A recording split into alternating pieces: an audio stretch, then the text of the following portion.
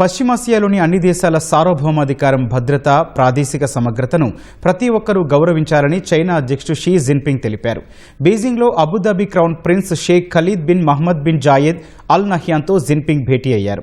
యుద్ధం మొదలైన తర్వాత చైనాను సందర్శించిన తొలి పశ్చిమాసియా నాయకుడిగా ఆయన నిలిచారు. ఈ సందర్భంగా పశ్చిమాసియాలో పరిస్థితులు సాధారణ స్థాయికి తీసుకొచ్చేందుకు జిన్పింగ్ 4 అంశాలతో శాంతి ప్రతిపాదనను అబుదాబి క్రౌన్ ప్రిన్స్ ముందుంచినట్లు తెలుస్తోంది.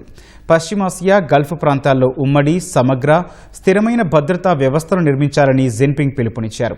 అంతర్జాతీయ చట్టాల అధికారాన్ని గౌరవించాలని, లేని పక్షంలో ప్రపంచం మళ్లీ జంగిల్ రాజ్ వైపు మళ్లీ ప్రమాదముందని హెచ్చరించారు.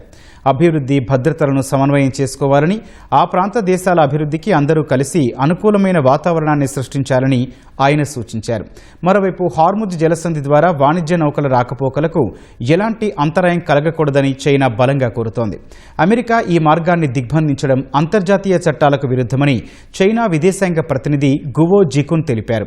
హార్ముజ్ మూసివేతకు మూల కారణం యుద్ధమేనని, ఘర్షణలు ఆగిపోతేనే సమస్య పరిష్కారమవుతుందని అభిప్రాయపడ్డారు.